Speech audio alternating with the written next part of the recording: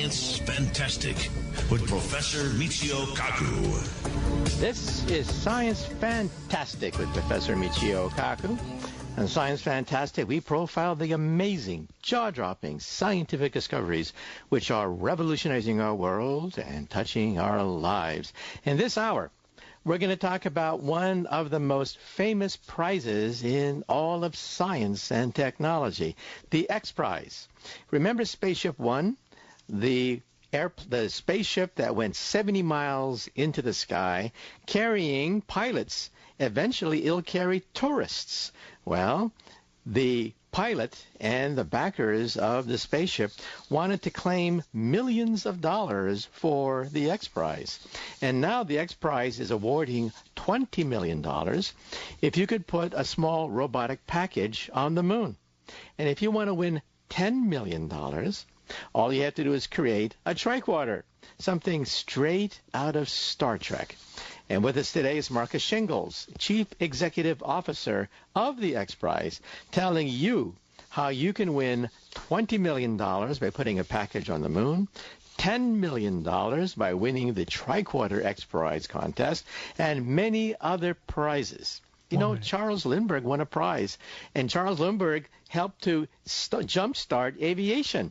Well, now you can perhaps use the X Prize to jumpstart packages to the moon, commercial exploration of outer space, space tourism, and also medical research a la Star Trek.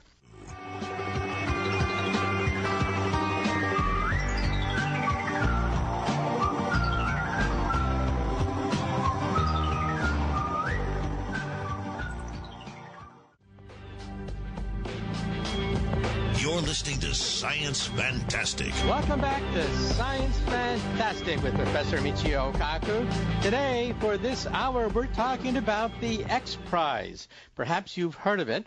We're talking about potentially $20 million prize given to somebody who can literally put a commercial package on the moon.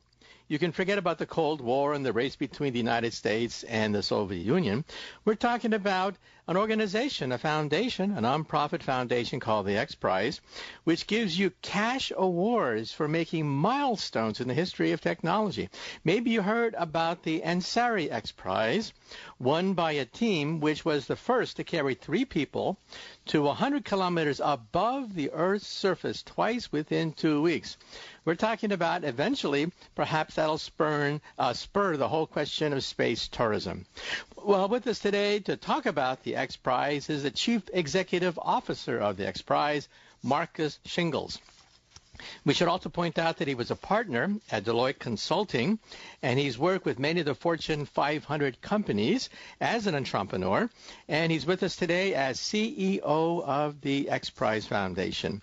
So, Marcus, glad you could be on Science Fantastic. Yeah, I appreciate it. Thank you for having me. Well, first question we ask everybody is, how did you as a youth first get interested in science, technology, and also, in your case, being an entrepreneur?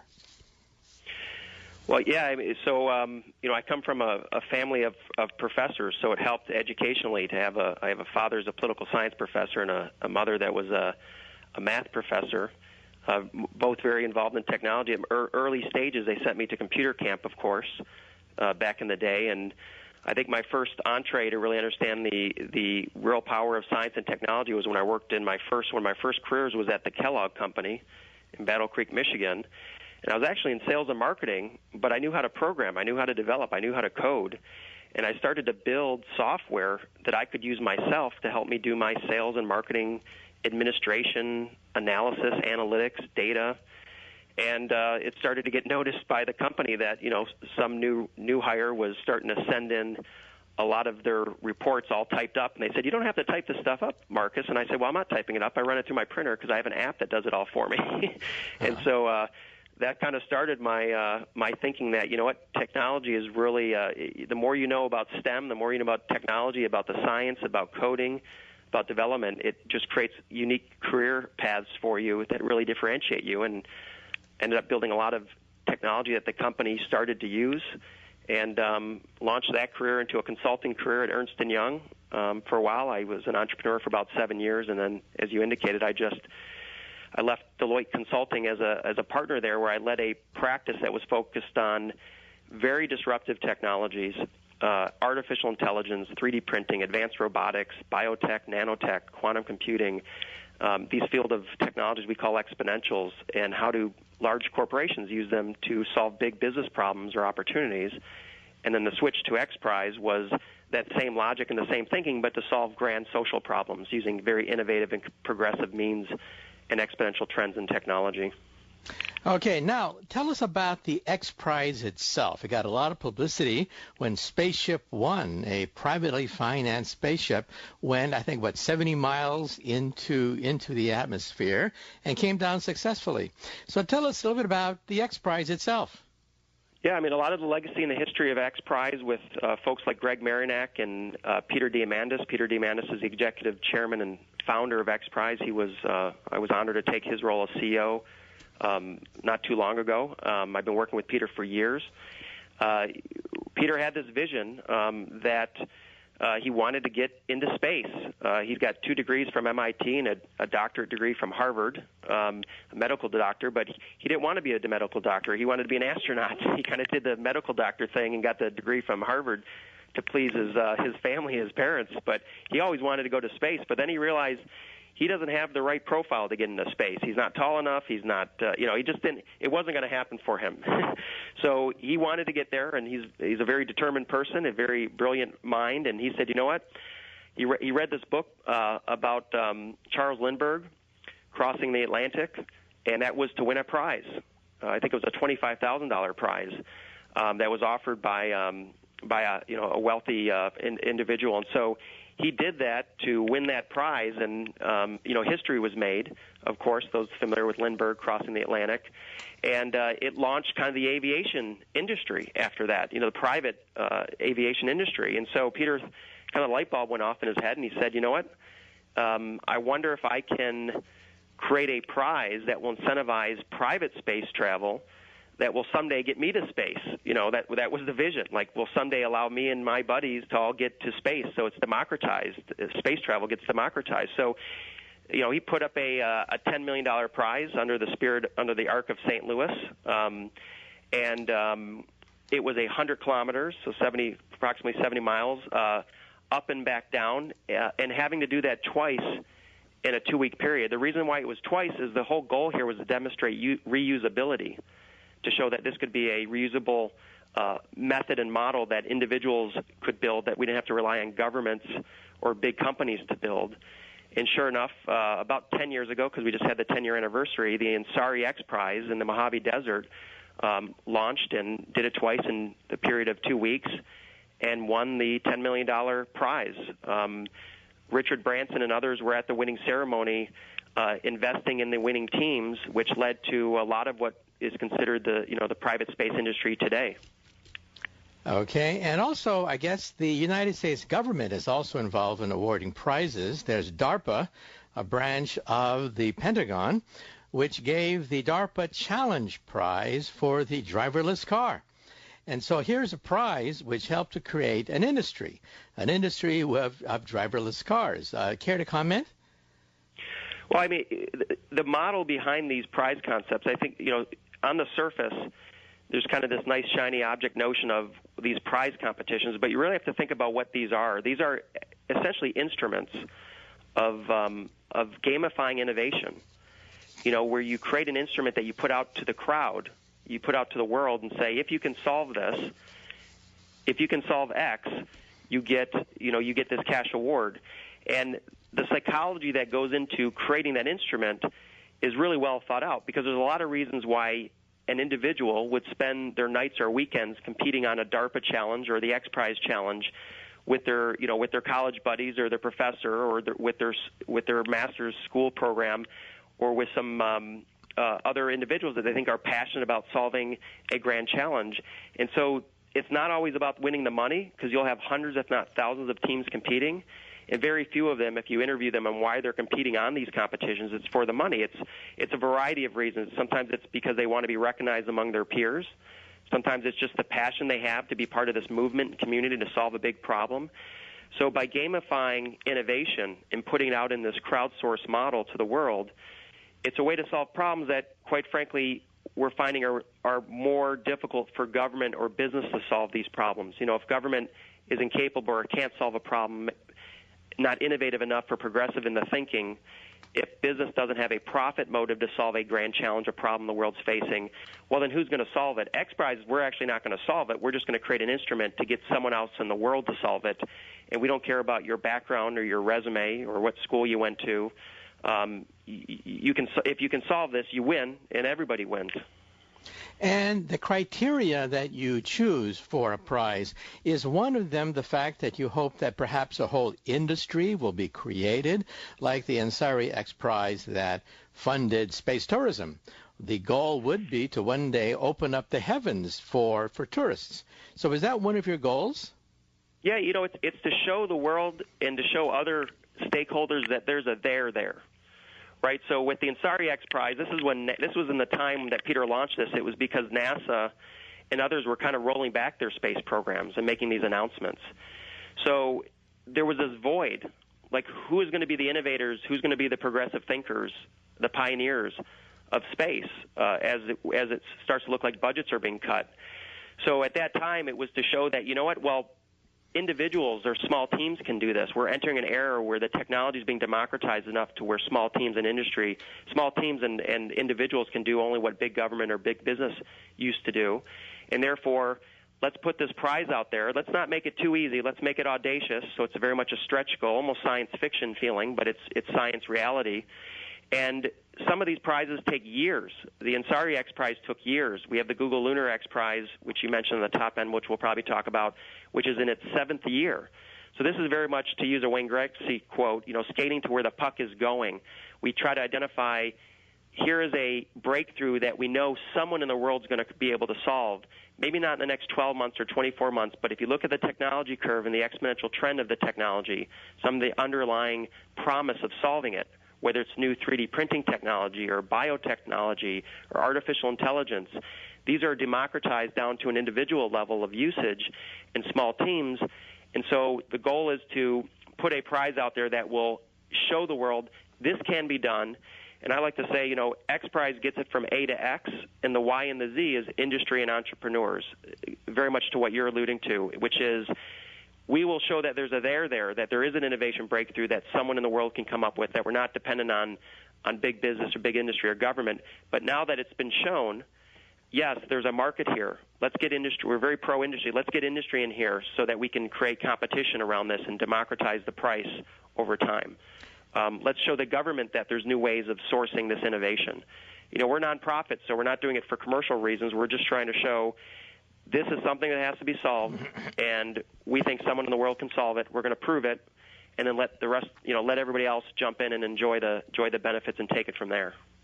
Okay, let's say that someone listening to this radio program wants to make a cool $20 million. So if you want to make $20 million, perhaps you want to sign up for the Google Lunar X Prize. So tell us now about what it takes to win the $20 million and in the process go to the moon. This is a competition that Google and Larry Page and Sergey Brin were helping us design 7 years ago with Peter Diamandis and some others. And the notion here was let's demonstrate that small teams can create technologies and engineering to create robots that can be put on the moon, the surface of the moon. And right now we have many teams around the world that are competing on this that are coming into the finalists. There's a team in Israel called Space IL and a team in the U.S. called Moon Express.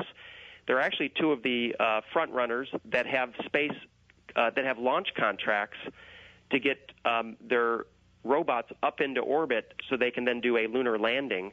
And so we're very optimistic that in 2017 we will have a significant event that takes place, ideally, where there will be a space race to the moon, and the goal is the competition is to get on the moon, make the landing, and then move, I believe it's 500, not mistaken, it's 500 meters. You have to then move and send digital pictures back to of the scene there. So this is new technology. Well, let's take a short commercial break.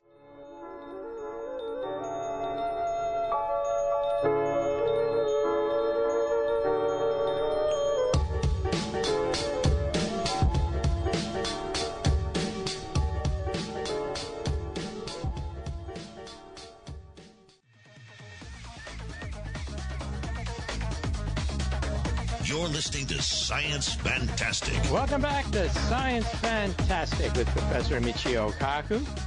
With us today is Marcus Shingles, the CEO of the X Prize Foundation. And we're talking about going to the moon. Now, if you want to win $20 million, all you have to do is create a robotics package and land on the moon, travel 500 meters, and transmit back videos. So, Marcus, tell us a little bit about who's in the running and also the ethics of it, given the fact there are treaties concerning who owns the moon. In this competition, like I said, it's been running nearly 6 to 7 years. We expect a winner next year in 2017. We're very hopeful. There's 16 teams that are all looking to travel the 240,000 miles that it takes to get to the moon. Out of these 16 teams, they're all working from around the world. Each has kind of interesting storyline behind those teams. There's a docuseries that J.J. Abrams did that's on the internet right now that actually interviews all the teams. So it's quite interesting to see just the dynamics within these teams and where these teams were formed and how they were formed. There's 2 teams in particular right now, Space IL out of Israel and Moon Express out of the United States, that have identified launch contracts to get their robots up into orbit by hitching a ride on a space shuttle, either SpaceX or some other. And that's the first step. Now, there's international treaties in the U.S. in particular, but many countries are part of the International Space Treaty, where you just can't be anyone that wants to land on something on the moon. You have to have either very special permission or it's just not allowed for a private citizen or a company to land something on the moon. So in the last several years that there's been work done by the teams themselves as well as by X Prize to actually work with regulatory framework, work with the U.S. government in the U.S. in particular around how to create avenues in which it will be permitted to have this competition play out next year. So there's been a lot of progress in that regard from the teams themselves actually working and lobbying. And so we're very hopeful that not only will it happen, but it will be an event that won't get anyone in trouble. It'll be something that the world can actually celebrate. Do you hope to create a new industry out of this? Yeah, so anytime we do an X Prize, domino can lead to a lot of other dominoes. So, you know, the technology that it takes to win this X Prize not only demonstrates and inspires people, just like any time we do something within space, but it also is working on technology that will allow remote robots to access, heavenly bodies outside of the Earth. So whether it's an asteroid, whether it's the moon, there's a lot of hope and promise with exploring these other celestial bodies that are around the planet Earth in a way that allows us not only to explore them, but in the case of asteroids, mining asteroids for things that we need for our species, and just the whole exploratory notion of looking out into space and having ways to get there, whether it's in person or whether it's through a robot, and to explore. Okay. Now, also, tell us a little bit about the Tricorder X Prize, a $10 million competition to create something out of Star Trek. It, again, has been running for years. That's usually the horizon for these competitions when you're trying to solve a big innovation breakthrough or a grand challenge. It usually takes years. The Tricorder is 312 teams that had registered from over 38 countries. There's 29 final competing teams that are from 9 countries, and we're down to the 7 final teams. So it's pretty exciting. I'm actually in San Diego as we speak to meet with the Qualcomm Foundation and Paul Jacobs, the executive chairman and CEO of Qualcomm, because he's the sponsor of this X Prize and the $10 million. And the objective here is to develop a device that will be a tool that's capable of capturing key health metrics and diagnosing a set of 12 diseases from the palm of your hand.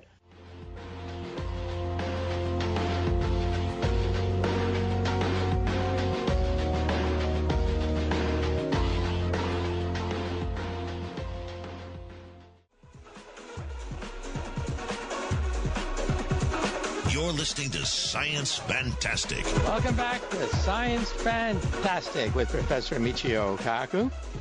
If you want to be part of the fun, give us a call. The hotline number is 866-323-2129. Leave your name, call letters of the radio station, and the city you're calling from, and perhaps you can have your thoughts heard on over 100 radio stations that carry Science Fantastic. Once again, our special guest today is Marcus Shingles, CEO of the X Prize. And for those of you who just tuned in, Marcus, once again, explain a little bit about the X Prize, also the Lunar Prize and the Tricorder Prize.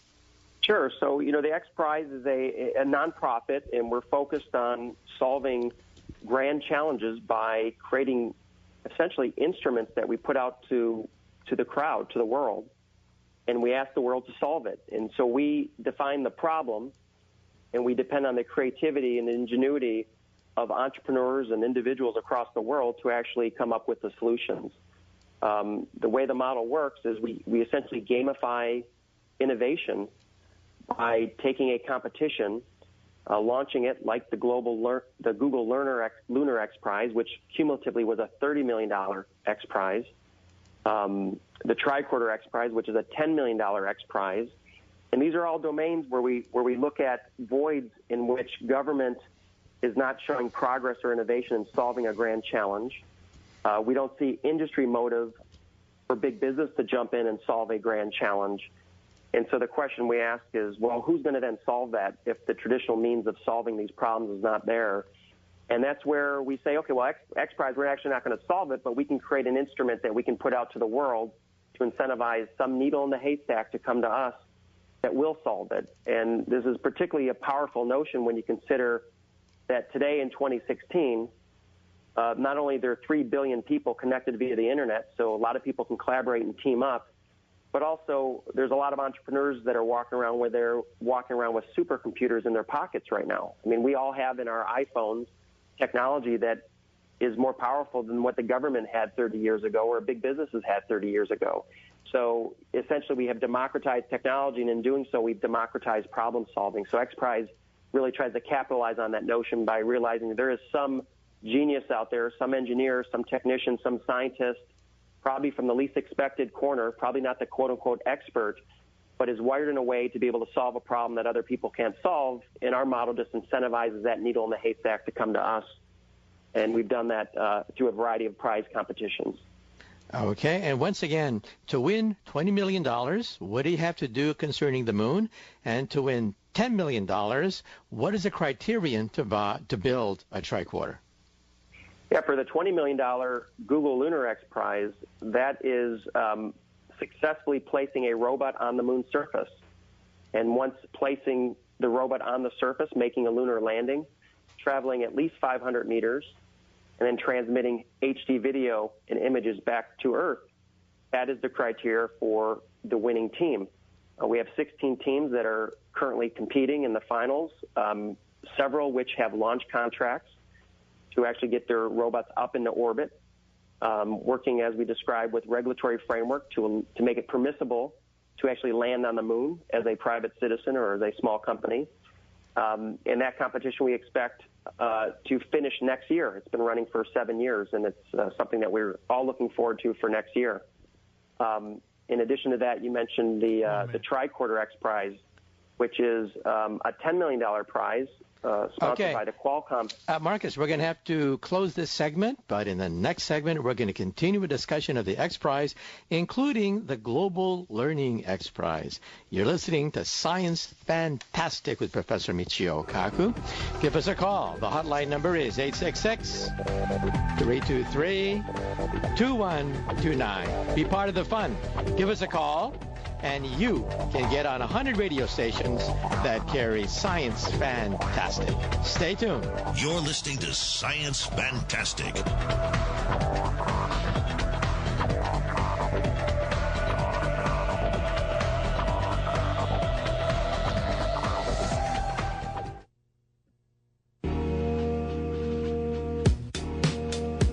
You're listening to Science Fantastic with Professor Michio Kaku. Welcome back to Science Fantastic with Professor Michio Kaku. Give us a call. The hotline number, and you can get on Science Fantastic, is 866-323-2129. Well, once again, with us today is Marcus Shingles, CEO of the X Prize. It's an award-winning organization, nonprofit foundation, and it gives away money if you can accomplish some feat of scientific virtuosity. Putting a robotic package on the moon, creating something out of Star Trek, a tricorder. And Marcus, tell us a little bit about the Watson AI X Prize now. Yeah, the Watson AI X Prize we just announced a few months ago on the TED stage in Vancouver, and this is an X Prize that is interesting, too, because the amount of teams that can compete on this X Prize is significant because it's dealing with a technology that is down to the individual level. So it's dealing with artificial intelligence. So we had over 3,500 teams that had pre-registered, which is significant. And the objective here is to develop technology around artificial intelligence. It shows the real value of AI in solving grand challenges, solving problems. So it's the partnership between people and AI to solve some of the world's biggest problems, and that's the basis for the competition. And it just got announced within 5 years, I think, from the TED talk that we had a few months ago. 5 years from now will be a TED stage talk with the winning teams presenting with the AI their solutions. Marcus, I understand that you have yet another X Prize. It's called the Global Learning X Prize. Could you elaborate? Yeah, this is a really interesting concept. This is a $15 million prize, and the goal is to empower children to take control of their own learning. The market failure here is that there's parts of the world that do not have enough teachers or schools, and it will take decades to build that infrastructure. So we want to experiment to see if technology can be used to educate illiterate children. So we're working with UNESCO, the United Nations, the education group, and the government of Tanzania in complete collaboration, where we've identified 4,000 children, many that don't go to school because they can't physically get to school. It takes them a day just to walk to school. So many of them are not going to school. Many of them are actually illiterate. Some of them have never seen reading and writing. And we're working with these 4,000 illiterate children or children in Tanzania and the government to create, first, give them electrical power. Second, we have tablets that were donated by Google. So we have 4,000 tablets, Android tablets. And if you're one of the teams that are competing in this competition, and there were 198 teams that will eventually narrow down to 10, you will be given an 18-month window in which your software will go on these tablets in these villages.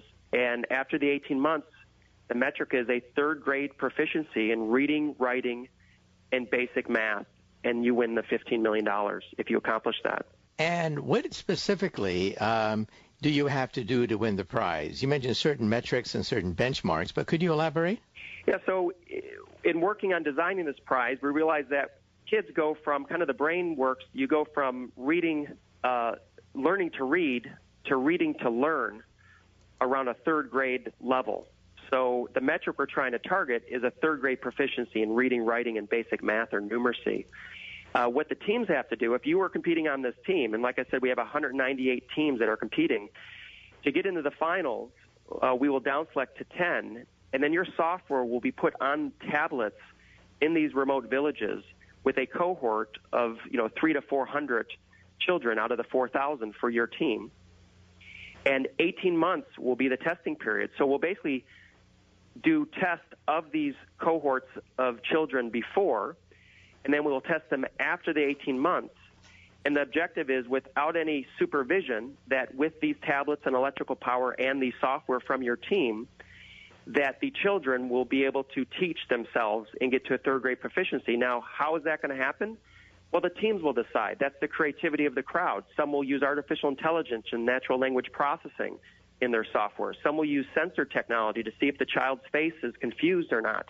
Many will use gamification of the education. They'll think of a way of gamifying it.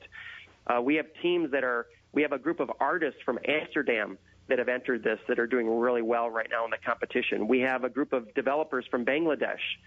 We have some grad students from Wales. I mean, it's just a diversity of shots on goal that make this model work, where out of these 200 rapid experiments, we need one needle in the haystack to actually win, and that's when we'll award the $15 million. Uh-huh. Okay, also moving on, you must have future projects in mind, right? What's Absolutely. in it for the future? Well, so some of the ones that we've launched literally in the last few months was a Carbon X Prize. That was to turn carbon exhaust from a smokestack into something valuable and climate friendly. We have an ocean. We do a lot of work with oceans. We've had Ocean Cleanup X Prize for oil in the past. We have one that we just launched for ocean mapping. We understand the surface of Mars and the surface of the moon better than we do our own planet in terms of the ocean. So we have an Ocean Mapping X Prize. And then we look in the future. What we do is we have an X Prize Institute where we develop roadmaps, essentially where we try to line up what are the series of innovation breakthroughs that we need in a particular domain, like space or learning or health and wellness or safety and security. And we develop these roadmaps to understand kind of the domino effect that we need in terms of breakthrough innovations that we think would be good to put out to the crowd to solve. We've recently designed a Cyber Security X Prize, looking at cyber security.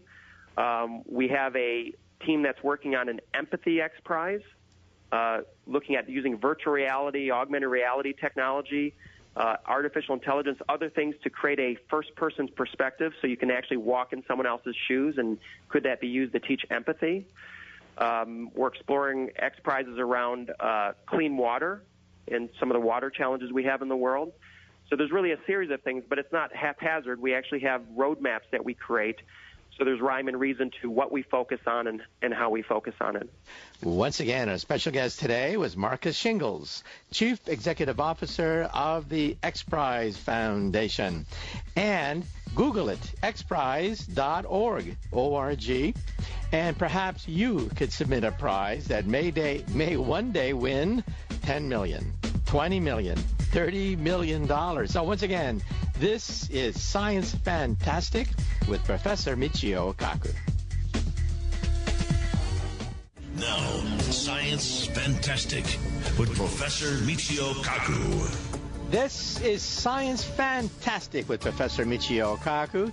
On Science Fantastic, we profile the amazing, jaw-dropping scientific discoveries which are revolutionizing our world and touching our lives. And in this hour, we're going to bring on one of the nation's leading science writers, Corey Powell, science editor at Eon Magazine, contributing editor at Discover, American Scientist. You name it, he's written for it.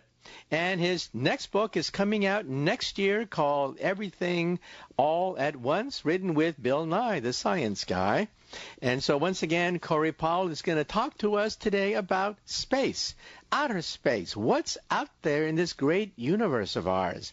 As you know, recently the Juno space mission sailed past Jupiter, a bullseye 500 million miles from the planet Earth, and we hope to find evidence of the origin of the solar system itself. Jupiter, the biggest planet in the solar system, dominates the entire solar system. Our Earth would not have been possible unless the planet Jupiter basically plowed the original solar system, cleaned it out like a vacuum cleaner, and here we are today, compliments of the planet Jupiter. Then we're going to talk about Mars. Is it really possible that one day we can set up a colony on Mars like in The Martian? Or, for that matter, what about terraforming Mars? This is, of course, something that may take centuries, but what about the possibility that one day we may actually create a Garden of Eden on the red planet?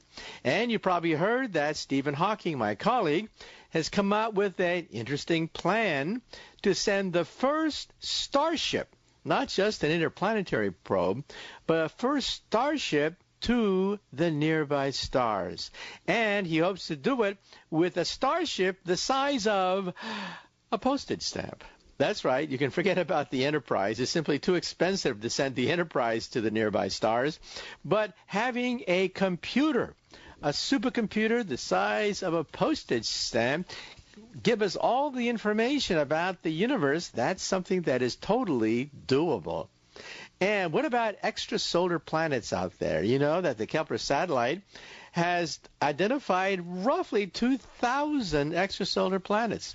Well, these and other developments, we're going to be talking with our special guest today, Corey Powell, science editor at Eon Magazine. You're listening to Science Fantastic with Professor Michio Kaku.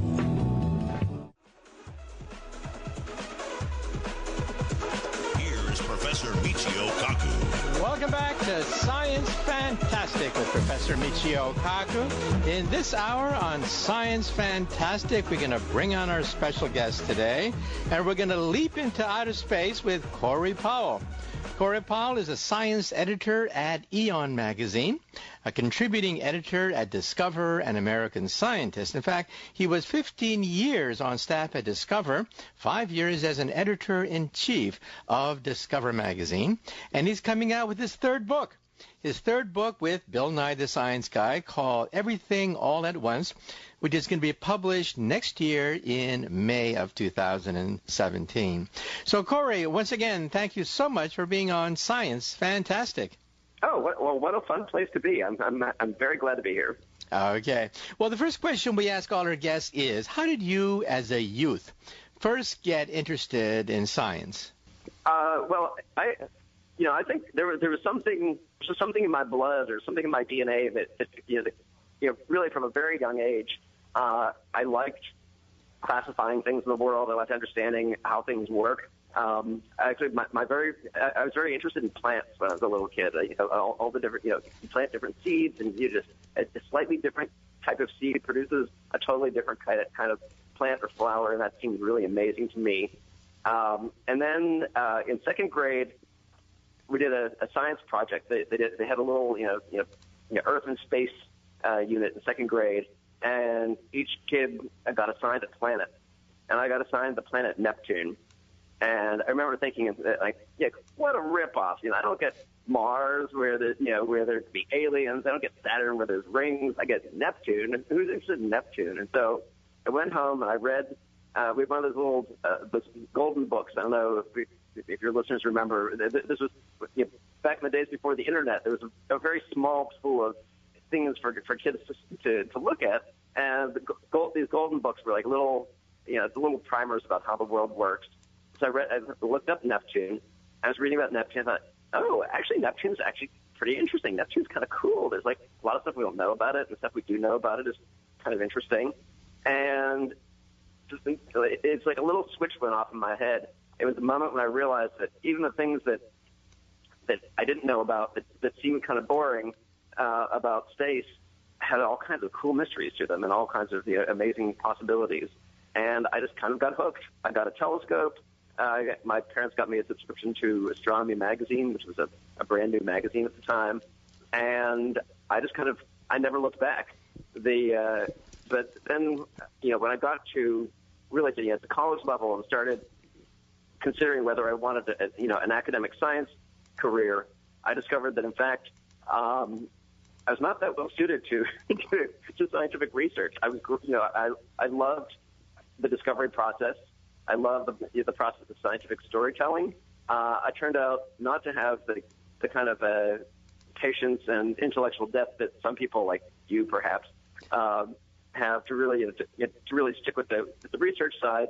But I discovered that I was actually quite good at kind of communicating the scientific discoveries and kind of acting as a conduit between the research community and the larger world. And that's how I ended up in the magazine world. And I've been there pretty much my whole adult life. So I get to be a fellow traveler with a scientist, and occasionally I've in different ways I've participated in some different scientific projects. But it's been a lifelong passion, and it's been a very, very rewarding journey for me. Okay, and tell us a little bit about Eon Magazine, because you're the science editor there, and also a few things about your work with Discover Magazine as well. Right. So I've sort of over the years I've made a bit of a kind of a hopscotch through the science journalism world. I worked at Physics Today, which is a magazine really kind of like communicating about physics to physicists. It's very much a kind of a fairly insider perspective. I worked at Scientific American, which is a bit broader and kind of reaching out to educated people who are not necessarily scientists. Then many years at Discover, which is broader still in trying to bring science to the masses. And my latest job is it's an interesting new experiment. So Aeon is a completely digital magazine and quite young. It's just been around since 2012, and it is really it's kind of it's sort of a work of intellectual passion. It was two academics and publishers in Australia who pulled together some family money and started this magazine basically to write about, to publish the kinds of articles in science and politics and culture that they themselves wanted to read.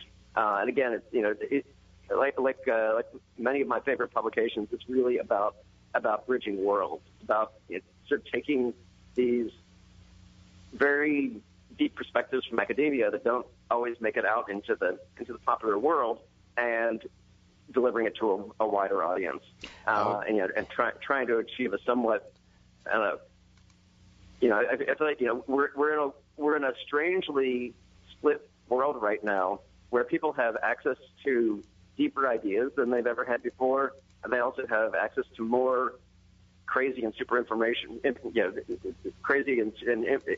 information than they've ever had before. So I feel like we're always trying to strike a better balance to make sure that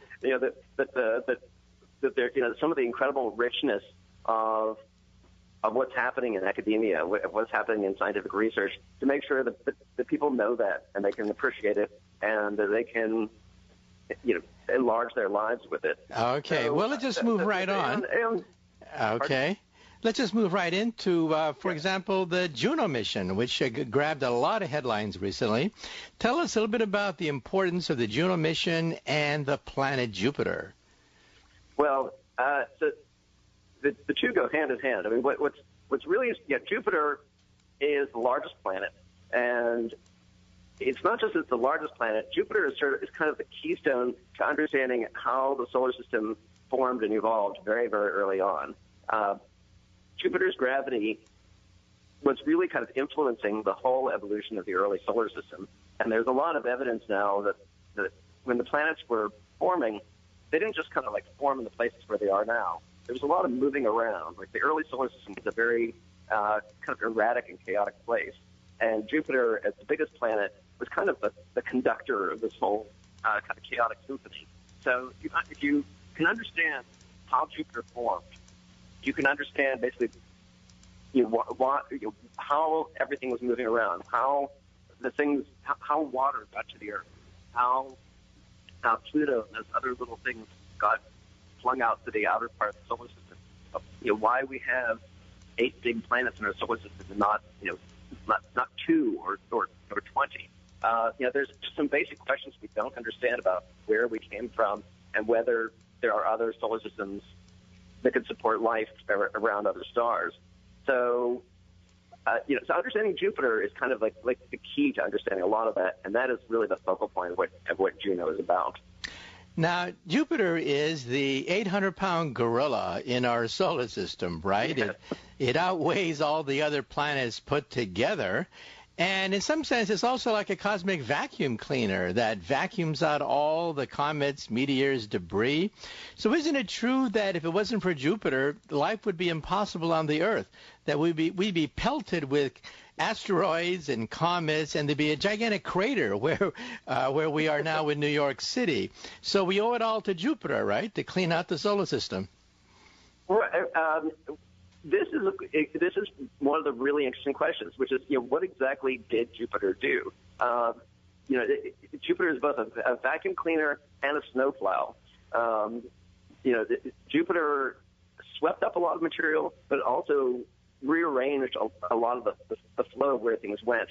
And one of the ideas is that as Jupiter was moving back and forth in its orbit, that it actually shoved a lot of kind of icy comets and asteroids into the inner solar system those are things that landed on the very, very early Earth, and that's where our oceans came from.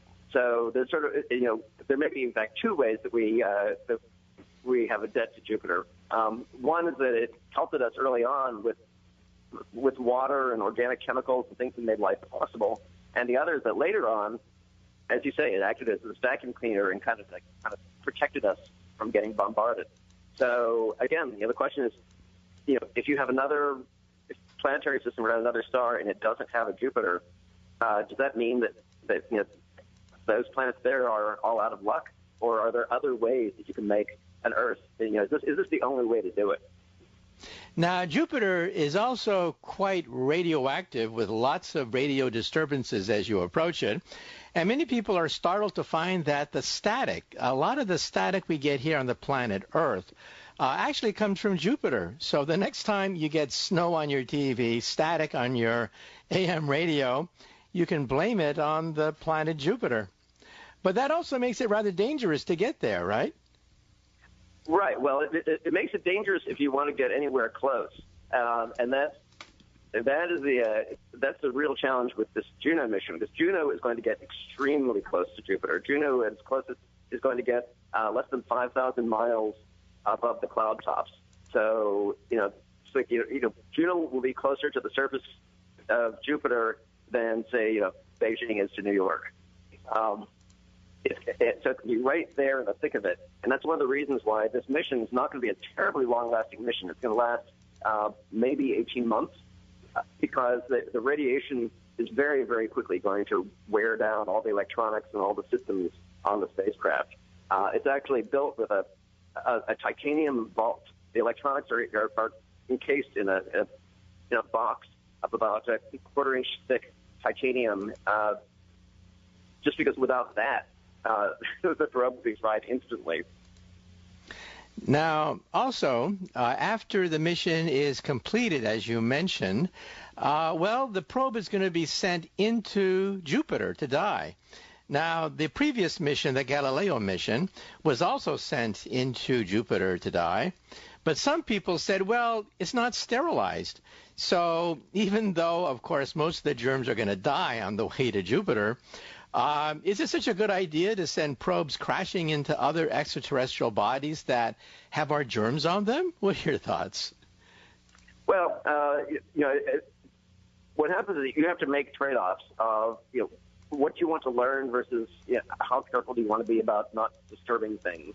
I think the likelihood that there is life on Jupiter or in Jupiter, based on everything we know, the likelihood of that is pretty low. And when you're talking about crashing into Jupiter, you're talking about basically turning this irradiated spacecraft into a flaming meteor. I think the risks you're talking about are pretty low. I mean, that said, the reason that we're crashing it into Jupiter instead of just kind of leaving it there in orbit is that if it stays in orbit, there's a chance that eventually it would crash into the moon Europa. And moon Europa is a place where we do think there's a good chance of life. And you definitely do not want to be crashing into a moon that's it's icy, it has an ocean. It's a place where if there are any Earth germs that manage to survive on that spacecraft, Europa is a much more worrisome place to contaminate. So at some point you kind of you make your choices of as soon as you go out and explore, there's some risk of contamination. You just want to do the very best that you can.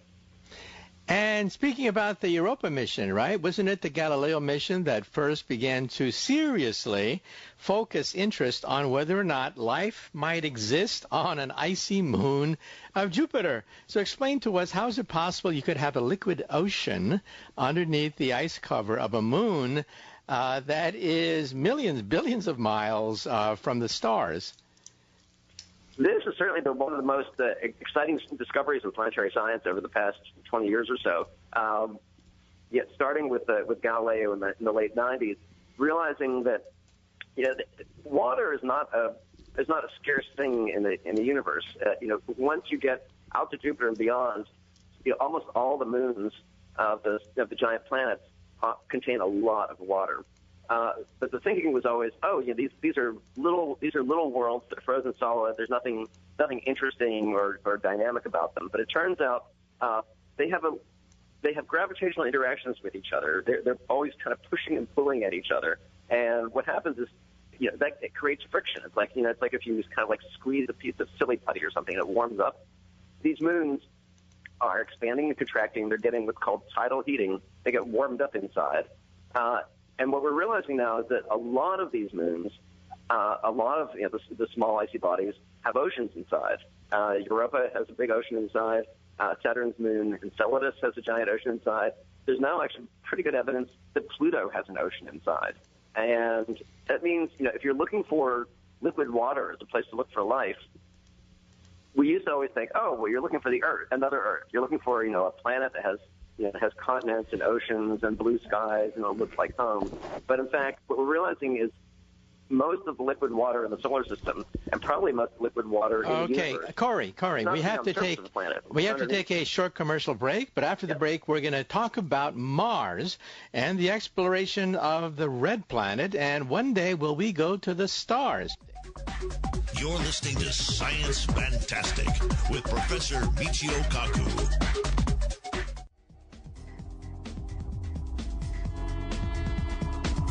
You're listening to Science Fantastic.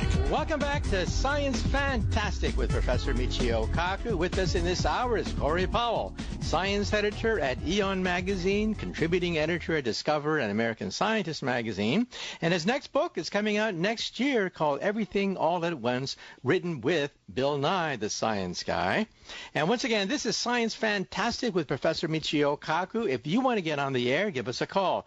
The hotline number is 866-323-2129. You'll get a recording. Just leave your name, the call letters of the radio station you're listening to, and the city you're calling from. And perhaps your thoughts will be heard on national radio. Also, check out my website. It's mkaku.org, mkaku.org. Check out my Facebook site. We're up to now 3 million fans on Facebook. On Twitter, we have 500,000 people on Twitter. And if you go to my website, you'll see what cities I'll be speaking in, talking about my latest book, The Future of the Mind, my third New York Times bestseller. Future of the Mind actually hit #1 on the New York Times bestseller list.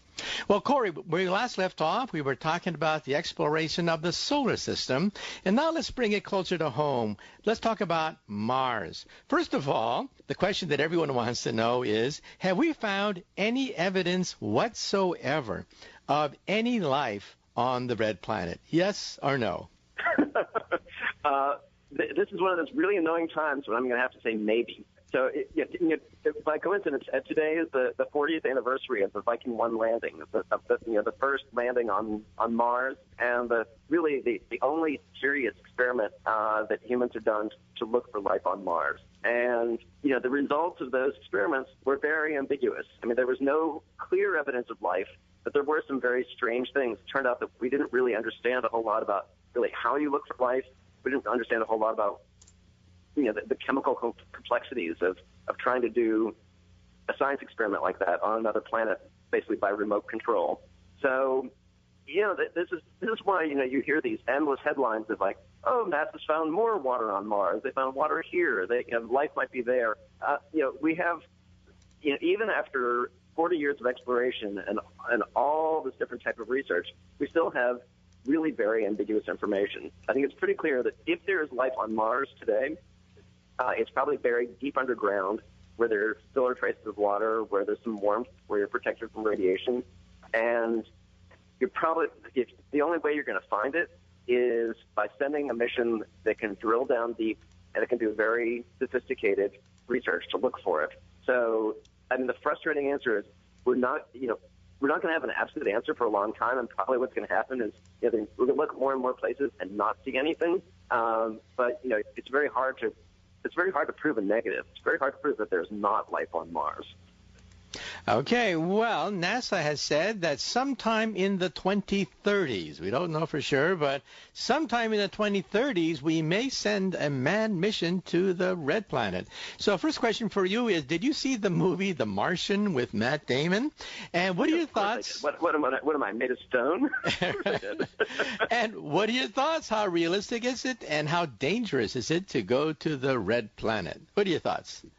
Well, look, going there is completely realistic in terms of technology. If we wanted to send, if you gave NASA, let's say, $200 billion and told them, to finish developing all these technologies and, finish developing the space launch system, this giant rocket that NASA is working on, there's no question in my mind we could send humans to Mars, and we could probably do it on a 20-year time scale. The problem is that right now, that money doesn't exist. Right now, NASA's whole program of sending humans to Mars is pretty much fiction. It's real in the sense that there are engineers who have a pretty good idea of how to do it, and if it were funded, we probably could do it. But it's fiction in the sense that there's no economic backing and there's no political support for it. So I think in all likelihood, somebody like Elon Musk, who can do it using his own resources and do it because he wants to do it, is actually much more likely to be sending humans to Mars than NASA is, not because they don't have the technology, but because they don't have the will, they don't have the political support. Okay, and speaking about Elon Musk, the billionaire behind PayPal, behind Tesla Motors, and behind SpaceX, Elon Musk has been making headlines. First of all, he said that perhaps one day, in order to make a paradise out of Mars, we should nuke the ice caps, put hydrogen bombs there, so I'll ask you about that. And the other question is, well, he said that if NASA won't do it, he'll do it, that he'll send a probe to Mars. This is Science Fantastic.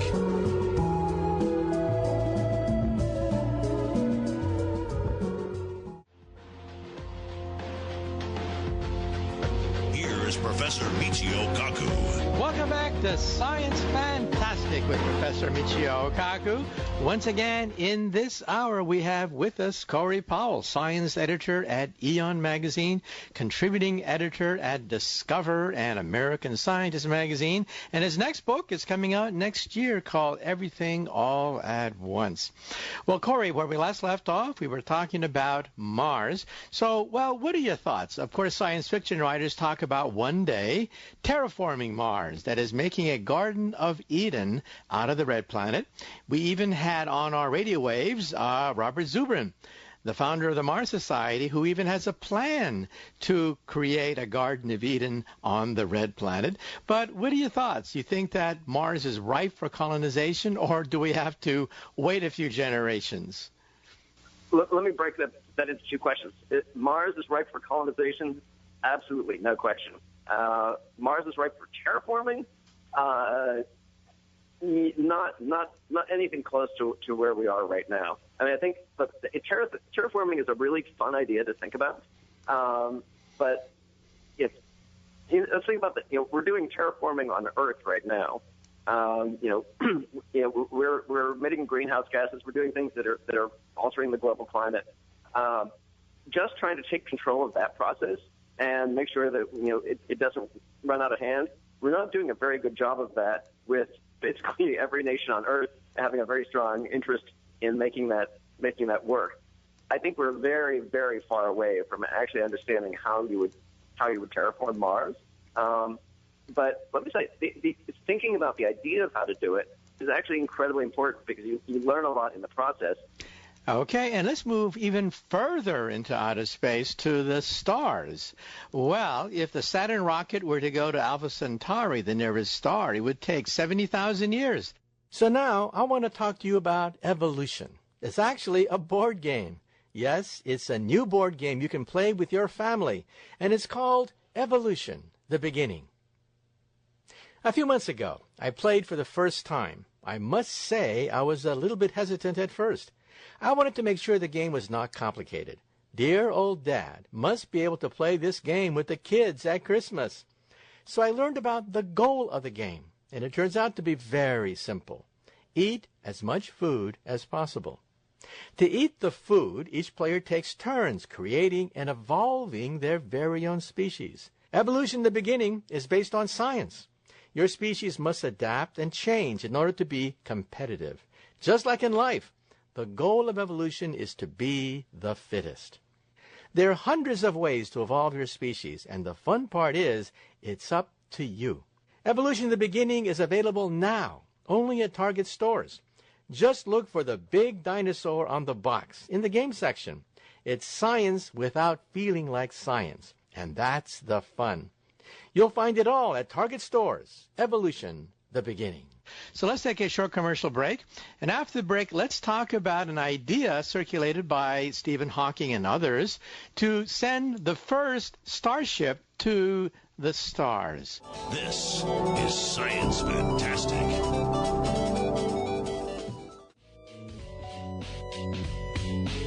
Here's Professor Michio Kaku. Once again, you are listening to Science Fantastic with Professor Michio Kaku.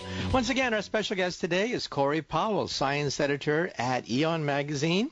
Well, Corey, as you know, my colleague Stephen Hawking made headlines once again by saying that we should go to the stars, not just out to Pluto, but way out there to the stars using a starship, not the size of the Enterprise, but a starship the size of a postage stamp. So could you elaborate? First of all, let me say, I think this is actually one of the most exciting ideas in space exploration right now. I'm glad to have a chance to talk about it. I mean, the idea is, the entire history of space exploration, really, the entire history of rocketry going back 1,000 years to the early rockets in China, it's all been based on this idea that basically, you light some chemicals, the flame goes out a little nozzle, and it makes you move. It's a great concept that's very limited and very primitive in a lot of ways. The idea that Stephen Hawking is promoting is a thing called a laser light sail. It's a totally different concept where you attach, as you say, a really, really small probe to a very, very large, very lightweight reflective sail, and you blast it with a laser beam. And the laser beam is actually, it gives energy, it gives momentum to the sail. You can accelerate this thing very, very powerfully, and it has no fuel on board. Basically, you have a laser that's on the ground, or maybe it's in orbit or on the moon, but the laser stands still. You're just zapping the spacecraft. The spacecraft, you can accelerate it to, in principle, 5, 10, even 20% the speed of light, to 1,000 times faster than anything we've ever built before. Okay, now let's talk about, some of the downsides of the idea. In order to propel it, you need a laser bank capable of generating 100 gigawatts of power. That's 100 nuclear power plants. That's a lot of nuclear power plants aimed very precisely at a postage stamp. So what are your thoughts about whether or not one day we can assemble 100 nuclear power plants to energize this starship? Short answer, yes. If you're doing pulsed power, you don't necessarily need 100. I think you can probably get away with 5 or 10 and some energy storage, and you do very intense energy pulses. If you imagine doing this on the moon, the idea of building, let's say, 5 nuclear reactors and a storage system and a solar array on the moon, I'd say ambitious.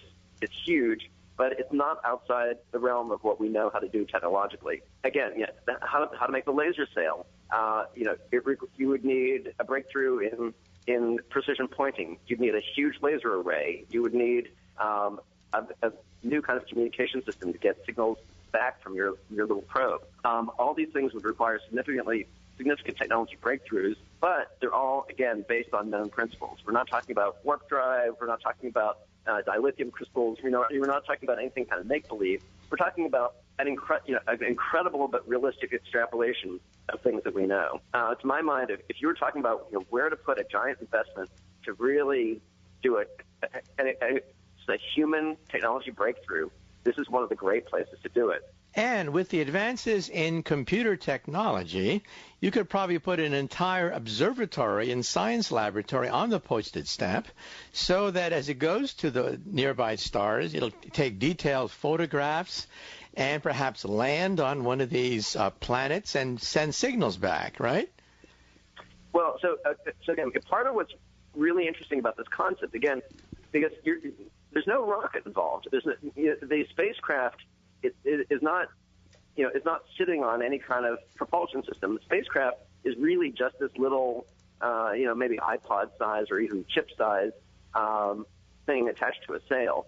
So the spacecraft could actually be built very cheaply. You could mass produce them. So instead of sending one probe to Alpha Centauri, what if you send 1,000 or 10,000 or 100,000? I mean, as crazy as that sounds, almost all the money that you'd be spending is building the laser. The probe itself would cost almost nothing.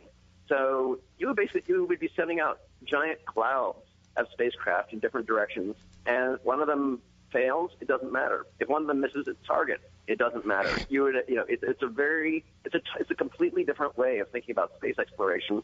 And you know what? And if it turns out that it doesn't get you to another star, the same technology would be incredibly powerful just for moving around through our solar system, for building like a space transportation network. So it's one of these things where, as far as we can take, every step along the way of the technology would be useful and would be a breakthrough. Okay, and let's also move forward and talk about what we may find with a starship that could then begin to reach the nearby stars. Recently, with the Kepler satellite and other sources of astronomical instruments, we've been able to detect all sorts of bizarre planets circulating around other star systems, right? Triple star systems. Can you imagine 3 stars in a system with planets going around it? Originally, didn't people think that was beyond natural law? Let me tell you, almost everything that we've discovered over the past 20 years of looking at planets around other stars, almost every step along the way, what we've seen is something that the theorists said was impossible. I think this has been a very humbling experience because you think about how does a star make a planet? It's basically, you just have gas, dust, and gravity. It's just the stuff swirling around, and then some of it falls into the star, some of it makes planets. In theory, the physics of that should be pretty simple. But then the reality of, what does a planet look like? Where can planets be? Which planets could support life? Almost every idea that we had about that, almost every answer we had about that turned out to be wrong. When you actually go and look, there are Jupiter-sized planets orbiting closer stars. There's stars around planets around triple stars. The universe is full of surprises. Okay, Corey, but unfortunately, our time is up. Once again, our special guest today has been Corey Powell, science editor at Eon Magazine, also contributing editor at Discover, American Scientist, and we'll watch for his latest book coming out next year. It's called Everything All at Once, written with Bill Nye, the Science Guy. So, Corey, once again, thank you so much for being on Science Fantastic. Oh, thank you so much. The time flies when we're talking about these things. Right. You're listening to Science Fantastic with Professor Michio Kaku. Now, Science Fantastic with Professor Michio Kaku. This is Science Fantastic with Professor Michio Kaku. And Science Fantastic, we profiled the amazing, jaw-dropping scientific discoveries which are revolutionizing our world and touching our lives. And in this hour, we're going to talk about medicine. We're going to talk about the ethics of medicine. With us today is one of the nation's leading bioethicists. His name is Dr. Arthur Kaplan, professor of bioethics at New York University. Graduated from Brandeis University, got his PhD at Columbia. He's authored 30 books and 600 research papers in the field called bioethics. Bioethics is the merger or the boundary between biology and medicine on one hand and ethics and politics on the other hand. I first heard about Dr. Arthur Kaplan in the controversy about gene therapy. Is it possible that one day we can change our genetic heritage, eliminate fatal genes, for example? If you are Caucasian, you have to worry about cystic fibrosis. If you're African American, you have to worry about sickle cell anemia. If you're Jewish, you have to worry about Tay-Sachs. Is it possible that one day we can actually alter our genes to eliminate the 5,000 genetic diseases which have haunted the human race since the dawn of humanity? Or, for that matter, what happens if someone misuses it? What happens if people use gene therapy for cosmetic reasons, just to be prettier, or to have an advantage in school, to be smarter and have better powers of concentration? Or athletes, should we allow athletes to genetically modify themselves? Would you pay money? Would you pay money to see 2 teams of athletes just to find out who's better genetically enhanced and has more money to pay for the latest genetic treatments? I mean, we're talking about ethical questions now. Who pays for this research? Who benefits from this research? And what does it mean if one day there are renegade genes that we cannot control that enter the black market? We can't control the drug market. What happens when illegal genes start to enter the black market? You can spread illegal genes simply by the internet. You don't even need to have drugs that are easily picked up using blood tests. So all these things comprise something called bioethics. And today we're going to talk about the Zika virus. What's behind it? How bad is it? Should the Olympics be canceled as a consequence? And what should the average person do faced with the Zika virus? We're going to talk about sperm banks. Have you heard about the scandals involving sperm banks, which are largely unregulated? That is, one person with schizophrenia disguised the fact that he had schizophrenia, and his sperm was used on many women. Only later they found out that his biography was bogus, and it's not regulated. Or for that matter, look at all the anti-aging creams that you get in a drugstore. You may say to yourself, well, this is snake oil. Why doesn't the FDA regulate it? Well, it turns out it can't. Believe it or not, these anti-aging creams and potions, perhaps they're all fake, all bogus, but they can't be regulated because the FDA doesn't have the power to do so. And we'll also talk about cancer research. Did you know that there's some real, honest-to-goodness breakthroughs that are reproducible, testable, falsifiable, breakthroughs that have met the standard of science? Immunotherapy, actually boosting the immune system of the body for real. Of course, there are a lot of bogus charlatans out there saying that if you eat carrots or whatever, you can boost your immune system to fight off cancer. Wrong. Now let's talk about how scientists can really boost the immune system. And then we find out the fact that cancer is just not one disease. It's perhaps hundreds, thousands of different kinds of diseases. You realize the human body has about 200 different kinds of tissues. Each tissue in turn can be mutated hundreds of times. And do the math. We're now talking about perhaps thousands of different kinds of diseases, all collectively called cancer. However, as I said, there are some real breakthroughs being made. Immunotherapy is one. Another is liquid biopsies. Wouldn't it be great to simply have a simple blood test or eventually a urine test or saliva test, and the test results come almost immediately, and they tell you that you have cancer growing in your body, and you will get a tumor in a few years. This is coming. Think about that. The word tumor might even disappear from the English language. You're listening to Science Fantastic.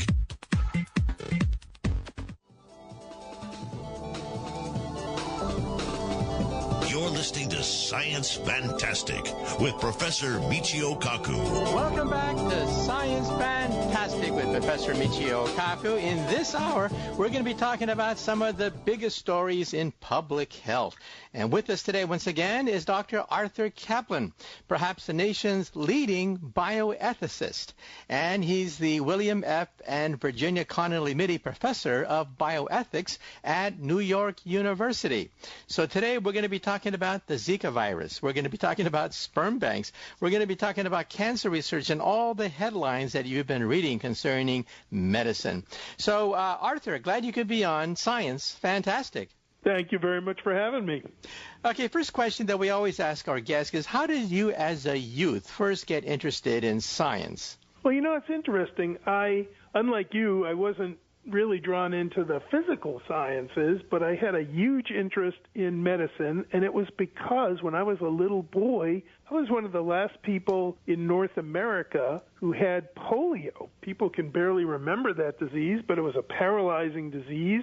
It often paralyzed your lungs and your diaphragm, the muscle you need to breathe. And when that happened, you wound up in something called an iron lung, which was a very primitive machine that sort of replaced through pressure the function of the diaphragm, but you couldn't really live in there forever, and a lot of children sadly died.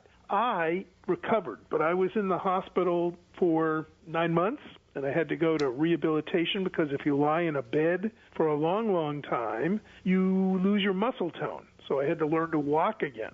So that was really a pivotal experience, obviously, in some ways. For me, I was a real little boy. I was only 7, but it got me thinking about taking on terrible diseases, what could be done to prevent them, what could be done to treat them. Okay, and what steered you in the direction of medicine and specifically bioethics? First of all, what is bioethics, and how did you become one of the pioneers in that subject? Well, this is somewhat of a connection back to the polio. So when I was there, people weren't telling us the truth as kids. They'd say Johnny went home, but it was clear that Johnny hadn't gone home because we all knew he was dying. And they wouldn't tell us the truth. You couldn't have your parents stay over at that time. The only thing they managed to get to me when I was in the hospital for that long period of time was my homework. I didn't see my dog. I didn't see my sisters, which wasn't the worst penalty on earth at the time, but at least I would have liked to have seen my family and so forth. So all these ethical issues were coming up, and I'm sure that they fueled my interest not just in medicine, but in sort of how we treat patients, how we treat kids in the hospital, and I'm happy to say we've had some improvements. But that gives you an idea of what bioethics does. It tries to look at how are we dealing with patients? Do we give them the appropriate information? Do we get their consent to do things, whether it's research or therapy? Do we protect their privacy? Do we treat them with dignity and respect? Do we respect cultural and religious diversity? So concepts that listeners will know about, the idea that you have to give your consent before someone does research on you, bioethics helped bring that into practice. The idea that you have a right to know your diagnosis, that comes from bioethics. The notion that you could fill out an advance directive, a written document, and say, this is how I want my end-of-life care to go. If I can't speak, if I can't communicate, or this should speak for me, that was from bioethics. Indeed, I played a personal role in pushing that through. And then we also get into tough questions like if there's not enough medicine to treat Zika or Ebola, who should get scarce medicines, rationing. We get into issues about how far can you go to force people to accept vaccinations in the name of public health. So you're looking across the board at ethical issues at the bedside and then ethical issues in health policy and research. What do new technologies do in terms of raising issues, some of which we'll talk about, and then day-to-day, how can we improve sort of the quality of the experience for patients? Yes, and speaking about polio, I still remember the March of Dimes. Yes. TB, polio, those were things that we had to worry about as kids back in those days.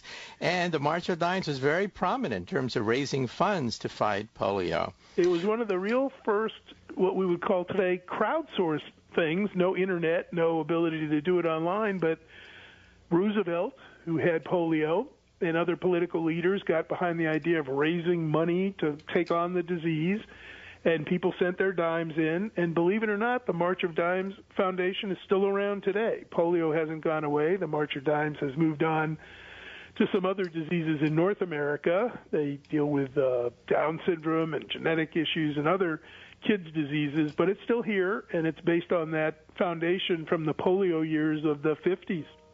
Okay. Well, let's just jump right into some of the headlines of today. And one of the big stories, of course, is the Zika virus and the Olympics in Brazil. So first of all, what is the Zika virus and how dangerous is it? So Zika is a virus that basically can spread through mosquitoes. Sometimes we call them vectors. And there's a subspecies of mosquito that carries both Zika, another disease that listeners may have heard of called dengue, and actually one called chickamauga disease. And these are viruses that get into our body by, as I said, the mosquito biting us. They get into our bloodstream, and then they circulate around. In the case of Zika, if you're a young fetus, the virus can affect your development. We've all seen those terrible pictures of kids born with small heads and deformed brains. This virus actually is somehow capable of getting into the brain itself, which is unusual, but it's a very small and aggressive virus. And Zika can also be spread sexually. So sexual transmission is definitely possible, a little bit like AIDS. It's not a virus that mutates quickly, so maybe we can get a vaccine for it, but we don't have one yet. Okay, and of course, the Olympics are in the news, and the question is, well, first of all, is it a good idea to have the Olympics and have literally millions of people go to the epicenter, or one of the epicenters of the Zika virus epidemic? Your thoughts? Well, let me plug an idea here. We just put up a guide to travel to the Olympics, and if people want to see it, they can go to NYU Langone, Langone, Medical Ethics, and you'll go right to the page, and they'll give you lots of information. But assuming you're not doing that right now, the answer is if you're of reproductive age, I'm not sure it's a good idea to go down there. It doesn't look like they're going to postpone the games or move them. That just isn't happening, so they're going to happen.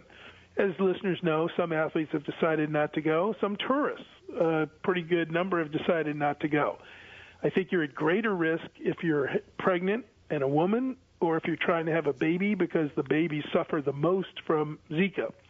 But I would urge people to think hard about whether they're going to travel there if they're thinking about having a child. Certainly wouldn't go there if you were pregnant or might have possibly become pregnant. That's a really dangerous trip to be taking. Now, some people say that the U.S. is basically perhaps a sitting duck for an epidemic because, of course, mosquitoes are found throughout the United States, especially in the South, and that's how they are spread. So what are your thoughts about how serious it could evolve into the coming years? So it's dangerous. There are probably 60 countries that have Zika. We've had a couple of cases in Florida. Certainly it's all over Puerto Rico. And here's why it's particularly troubling. Remember, the mosquitoes bite you, and then you can be bitten by other mosquitoes, and it sort of spreads around that way. Or there's this sexual transmission if you have the virus in you, and we know it lasts for at least weeks, maybe months, in people's bodies. One of the difficult problems is you don't really see the birth defects problem until 9 months later. So even with Zika breaking out in the U.S. and Puerto Rico, we're not going to see the results of that, the tragic results, for many more months because people won't have kids for a while, even if they've been bitten in the summer. Congress did something unethical. They didn't spend any money to prevent Zika. What you do is you want money to kill mosquitoes. You want to teach people how to put on bug repellent and make sure they do it frequently, wear long clothing, try to stay indoors. So there are things that can be done, but Congress decided in its infinite wisdom, no money for this. And I think that really is one of the great unethical public health decisions that's ever been made. Now, it seems that every week or so we discover new things about this virus. At first we thought it could be contained, it only affects certain populations. Now we realize it can be spread by sex and other means. So there could be other surprises out there, right? We're still in a learning curve. Well, we have to take a short commercial break, but after the break, I want to ask you about the future. I mean, could it really spread? Are there more surprises lurking concerning the Zika virus? And what should people do? Should people buy mosquito net, repellent? What procedures can people take? You're listening to Science Fantastic with Professor Michio Kaku. Welcome back to Science Fantastic with Professor Michio Kaku. Once again, on the line, we have Dr. Arthur Kaplan, one of the nation's leading bioethicists, talking about the juncture between medicine and ethics. And we are right now talking about the Zika virus. And we should also point out that he is a professor of bioethics at New York University's Medical Center. He got his undergraduate degree at Brandeis College University and his PhD at Columbia University. He was a director of the Center for Bioethics at the University of Pennsylvania, and now he's at New York University. Well, Arthur, we were talking about the Zika virus, but some people say that maybe there are more surprises lurking in the science of that disease. I mean, look at the AIDS virus, right? That turned out to be a lot more difficult and a lot more deadly than anyone ever suspected. So what are your thoughts about the Zika virus? It seems that every week or so there's another surprise. That have turned out to be surprises. One is people thought that your body attacked the virus, its immune system, and got rid of it. It turns out that the World Health Organization was saying, look, if you've been in a Zika place, just don't have sex, unprotected sex without a condom for 4 weeks. we've got cases now being reported 60 days of people showing the virus in their body. We don't really know how long it stays in there. I'm not going to say it stays in forever, but I would be very surprised if we weren't actually giving out bad advice. We probably need to say, if you've been exposed to Zika in the Zika area, don't try to have a kid for months. We didn't understand that. And given the outcome, the risk, that's bad. We learned that this virus can cause something called Guillain-Barré syndrome. It's rare, but it's a terrible paralysis that affects our nerves that control muscles. We never associated that with the Zika virus. And we found out that it's not just sex, but you could transmit this through kissing and kind of fluid exchange like you see with other viruses. Didn't really understand that. So we're really learning a lot about this strain of Zika, this particularly nasty one that causes these birth defects in babies, and I don't think we're done learning about it yet. So in other words, there could be like walking time bombs out there, right? People that have been infected, but they think they're safe, but there they are transmitting the virus to all sorts of people, right? A little bit like Typhoid Mary, not showing symptoms, didn't know she was sick, but spreading the disease all over the place. And that's one of the real fears I have, is if you bring all these people to the Olympics in a place where there has been Zika, and there are clearly infected people, and they kind of have a party and maybe have relations with one another, then you're bringing it back to countries that didn't have Zika as they travel home. And what about a vaccine? We don't have one yet, but what are the chances that we can get a vaccine in the coming months to years? Well, I think the chances are good, partly because unlike HIV, which the virus mutates as a kind of natural defense against the body's immune system, it mutates fast. This one is slow, and why that's so, I don't know, but it's a fairly stable genetic makeup. So when that's true, vaccines work very well. We don't have it yet, but I think there are a lot of clinical trials underway in humans of trial vaccines, and I bet we get one by next year. That's why I was saying it might make sense to postpone the Olympics, because it would be better to do it when you had this vaccine. Okay. Now, some people say, well, before we had the Ebola scare, and there could be other germs out there lurking that are perhaps even ancient. And perhaps they've been there for thousands of years, and only recently have humans begin to encroach upon their natural territory, which means that as humanity spreads into the jungle, into the savannas and what have you, there could be other diseases out there that will catch us totally off guard. What are your thoughts? Well, we're certainly getting more diseases moving out because humans are moving into places where animals are. I'm sure that's what happened with Ebola. I think West Nile virus, which used to be obviously in Africa, over here, again because of greater contact with wild places. But it's also transportation. You know, people get on planes, and pretty soon what used to be in one part of the world within 24 hours can be anywhere in the world. And that clearly is part of a transmission that occurred for Ebola. I'm very sure it's part of the reason that West Nile is here. I'll give you one disease we forgot about, an infectious disease that's old. It's our old friend, the flu. You know, remember we were all concerned, 4 or 5 years ago about pandemic flu, meaning just a rapidly spreading form of flu that's especially lethal. Well, that hasn't gone away. We're watching that virus. If it were to, again, undergo some further genetic changes, it could become more contagious and nasty. It's a virus that moves through poultry, sometimes through geese and wild birds, and they spread it all over the place. So we really need to come up with a vaccine there, but I kind of worry that we don't have the resources still to take on these particular public health challenges. Now, some people think that animals are actually one of the largest reservoirs of these hidden viruses. And, for example, the SARS virus, which caused such a scare in Asia. And, well, you can't get rid of animals, right? So we just may have to live with the fact that as humanity spreads, there are going to be more things jumping out of the forest. Well, we have to take another short commercial break. But after the break, I also want to talk to you about the controversy concerning sperm banks. How safe are our sperm banks? You're listening to Science Fantastic.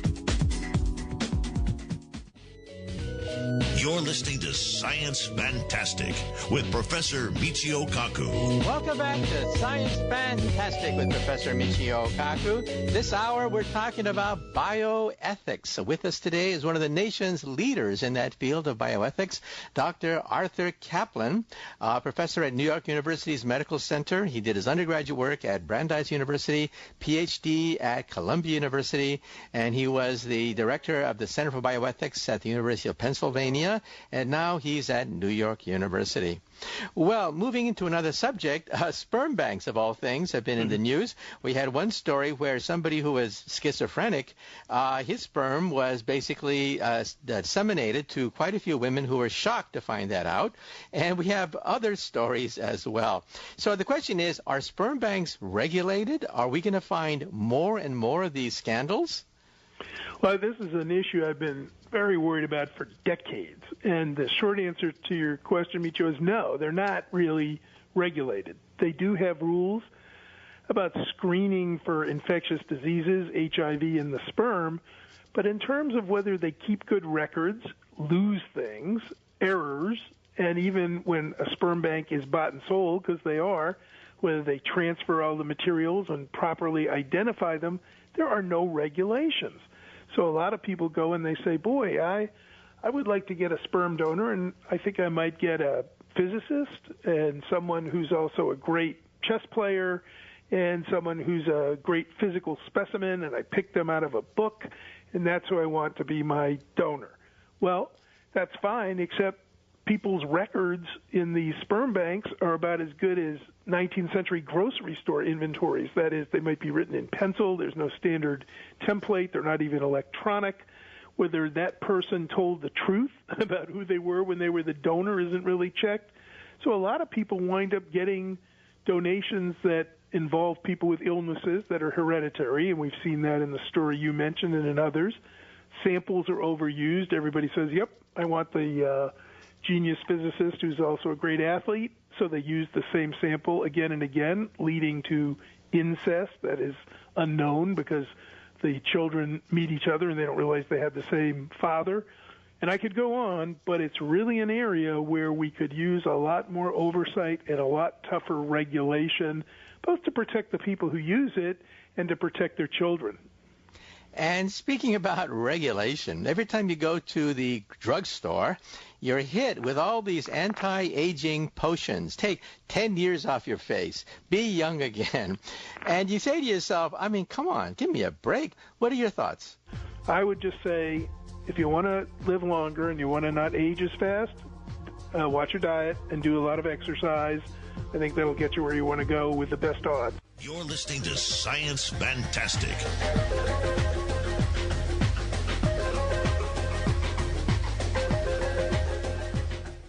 Welcome back to Science Fantastic with Professor Michio Kaku. With us today is one of the nation's leading bioethicists, Dr. Arthur Kaplan of New York University. He's written more than 30 books, more than 600 papers in peer-reviewed journals. He got his undergraduate degree at Brandeis University, PhD at Columbia University, and now he's a professor at New York University. Well, we just had a discussion of what doesn't work, that is all these anti-aging creams that you get at the drugstore. I understand that it's difficult for the FDA to regulate them because they don't penetrate the skin. However, if they don't penetrate the skin, that means they don't work. Which means that they can only advertise their nonsense because it doesn't work. I think in anti-aging stuff for the skin, I think you're exactly right. It's like spreading fairy dust. You know, if it doesn't get inside any cells, it's not going to do anything. And part of the reason you can sell it is it doesn't get anywhere. In terms of other stuff, you know, stuff that you do swallow or eat, pills and other food claims, again, the FDA doesn't regulate food. They are restricted to devices and drugs and vaccines. That's what they regulate. And so they really just don't have any authority to go out there and say, this stuff is no good. By the way, there's also no control over what's in it. So whether it contains, you know, impure ingredients or dangerous stuff, nobody's watching. I saw an interview with a dermatologist who actually said there's only one ingredient which actually works in all the cosmetics, and that is moisturizers. Because they seal in the water. I'll tell you one other one that works. Yeah? Don't go in the sun. Right. The absence that works of sunlight. very, very well. Right. Well, now let's talk about cancer because, well, there are therapies which do seem to work. Immunotherapy is getting a lot of publicity, and Vice President Joe Biden has even declared that we need a new moonshot, just like the Apollo program that put our men on the moon. What are your thoughts about the latest cancer research? Well, it's an exciting time in cancer research, and here's why. We're starting to understand the biological, genetic differences that individuals have that make them more prone to getting breast cancer. We all remember Angelina Jolie's testing and finding out her risk factors before she had breast cancer. We're starting to be able to do it for many forms of cancer. In fact, we're also starting to understand that cancer has many forms. I'm ready to say it's probably a multiplicity of diseases that we've traditionally called cancer, but now we start to understand they have different mechanisms, different kinds of cells, different types of problems, and so we're probably going to have to diversify our understanding of what cancer is, that what's a melanoma is not the same thing as what's going on if you have a small cell lung cancer. So we're starting to understand what puts us at risk, but we're also starting to understand that these cancers make distinctive chemicals when they're in our bodies, and we have some tricks. Some drugs will target those chemicals, known as proteins, that the cancers make and then kill those cells without hurting the rest of our cells.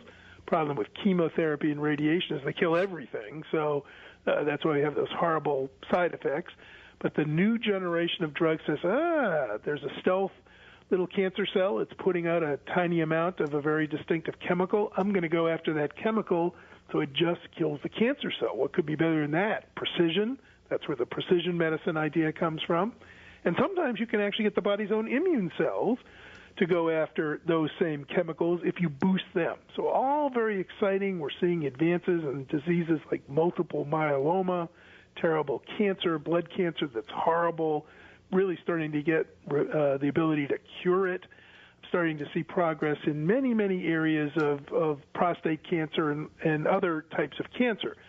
So that's the moonshot idea that Biden is pushing. The time is right. Unfortunately, again, Congress, too cheap. They only budgeted $1 billion. You know, it takes more than $1 billion to do something like get rid of all these forms of cancer. So while I'm not against the moonshot, I would say it's a little bit more like think of it like a single prop plane shot. It's not going to take us to the moon. It's probably going to take us a little bit, but it's not going to take us that far. Also, what's making news is liquid biopsies. That is a simple blood test that may one day indicate that you have cancer colonies growing in your body, maybe years before a tumor actually forms. Absolutely. This is incredible. So remember I mentioned these tiny little chemicals. Well, you should be able to get them out of your circulating blood, and they're a sign that, something's starting to go wrong. Being able to pick that up. We don't have the liquid biopsy yet, but it's coming. It will be here. I'm going to say 2 to 3 years. I'll go out on a limb.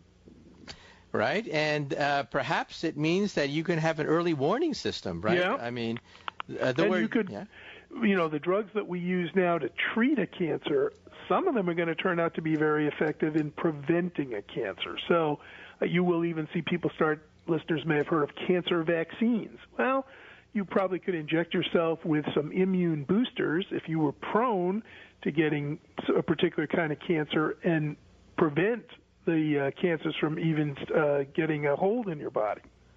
And what about immunotherapy? I mean, it's effective against certain forms of cancers, but not in general. But what are your thoughts about immunotherapy? That is boosting the immune system. So boosting the immune system, there have been all kinds of quacks and nuts who've run around saying, take this and it'll boost your immune system. People try to sell us stuff to do that for the common cold. Turns out the common cold is one of those viruses that mutates all the time. We don't know what the heck to do with it still.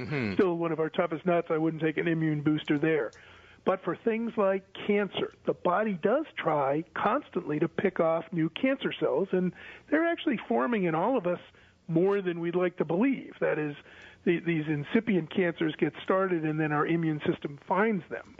If you could get that system to be stronger, boost it or help it with drugs, or try to grow more of those cells in the body, I think we could find ourselves starting to be immunized against different forms of cancer. Okay, well, unfortunately, our time is up. So once again, Dr. Kaplan, thank you so much for being on Science Fantastic. And thank you for having me. And once again, our special guest today in this hour has been Dr. Arthur Kaplan, professor of bioethics at New York University, author of 30 books, 600 research papers, and he is one of the nation's leading authorities in the field called bioethics. This is Science Fantastic.